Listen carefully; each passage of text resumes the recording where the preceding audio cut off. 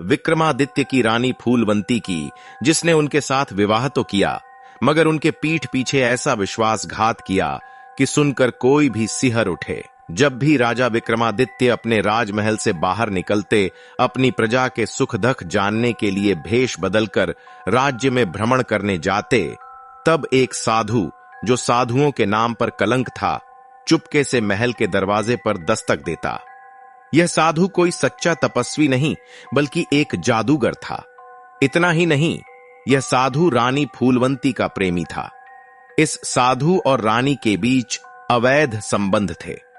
रानी फूलवंती, जो राजा की अनुपस्थिति में महल संभालती थी, सावधानी से चारों ओर देखती कि कोई नजर तो नहीं रख रहा।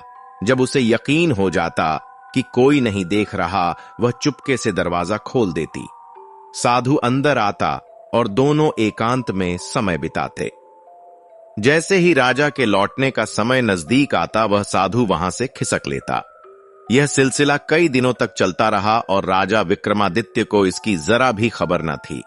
विक्रमादित्य का पूरा जीवन अपनी प्रजा को समर्पित था। वह सुबह उठकर राजकाज निपटाते, फिर भेष बदलकर अपनी प्रजा के सुख दुख जानने निकल पड़ते। वह अपनी प्रजा को अपने बच्चों की तरह मानते थे।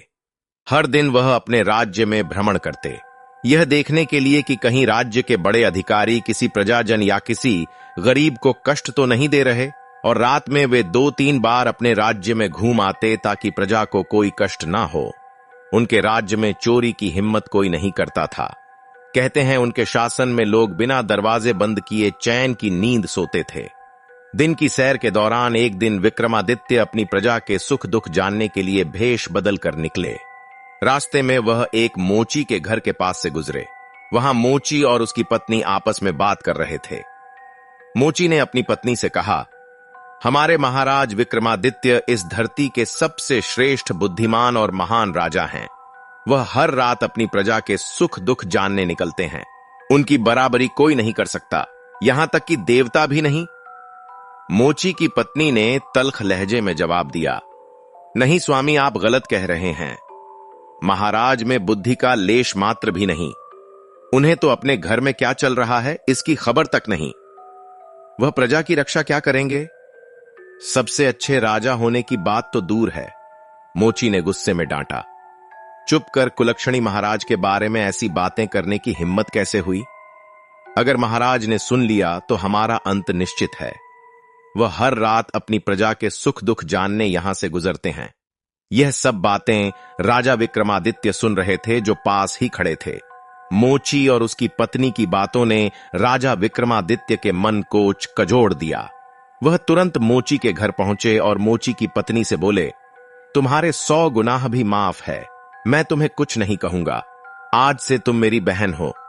बताओ तुमने ऐसा क्यों कहा कि मुझे अपने घर की खबर नहीं और मैं बुद्धिहीन हूं? मोची अपनी पत्नी को रोकने की कोशिश करता, मगर राजा को सामने देख उसकी हिम्मत टूट गई। मोची की पत्नी ने हिम्मत बटोरी और सारी सच्चाई बयान कर दी। उसने बताया कि कैसे रानी फूलवंती राजा की अनुपस्थिति में उस साधु के साथ वक्त बिताती है। यह सुनकर विक्रमादित्य के पैरों तले जमीन खिसक गई। उन्होंने पूछा, क्या तुम जो कह रही हो वह सच है? मोची की पत्नी ने दृढ़ता से कहा, हां महाराज, यह सत्य है। अगर आप सच जानना चाहते हैं तो आज, जब आप प्रजा के सुख दुख जानने बाहर जाने वाले हो, चुपके से नजर रखें। मैं यकीन से कहती हूं वह साधु रानी के पास जरूर आएगा। विक्रमादित्य ने मन में ठान लिया कि वह इस घिनौने सच को उजागर करेंगे। उस रात उन्होंने रानी फूलवंती से कहा, मैं अपनी प्रजा के सुख दुख जानने महल से बाहर जा रहा हूं, तुम दरवाजा बंद कर लेना। ऐसा कहकर राजा विक्रमादित्य अपने घोड़े पर सवार होकर महल से निकल गए, मगर आज वह सच्चाई का पता लगाने की फिराक में थे। रानी फूलवंती ने झरोखे से देखा कि राजा घोड़े पर सवार होकर जा चुके हैं। हर बार की तरह वह साधु आया और रानी से बोला, प्रिय, गर्म जल का प्रबंध करो। रानी फूलवंती ने साधु के लिए गर्म जल तैयार किया और वह स्नान करने लगा। उधर राजा विक्रमादित्य चुपके से घोड़े पर सवार होकर वापस लौट आए और धीरे से अपने महल की छत पर चढ़ गए। उसी कक्ष की छत पर जहां रानी फूलवंती और साधु समय बिता रहे थे। राजा ने छत में एक छोटा सा छेद किया ताकि अंदर का माजरा देख सकें। जैसे ही उन्होंने छेद से झांका, वह दृश्य देखकर उनका गुस्सा 7वें आसमान पर पहुंच गया।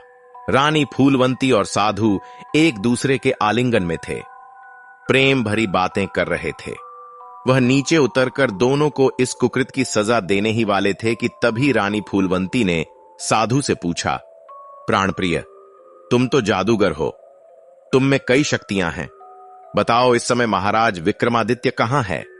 साधु ने अपनी आंखें बंद की और अचानक उसका चेहरा पीला पड़ गया। रानी ने घबराकर पूछा, क्या हुआ? तुम इतने डरे? साधु व्यंग्यपूर्वक बोला, प्रिय राजा विक्रमादित्य इसी महल की छत से हमें देख रहे थे, परंतु मैंने अपनी मायावी शक्तियों से उन्हें एक विशाल सफेद कुत्ते में बदल दिया है। अब हमें किसी से कोई भय नहीं।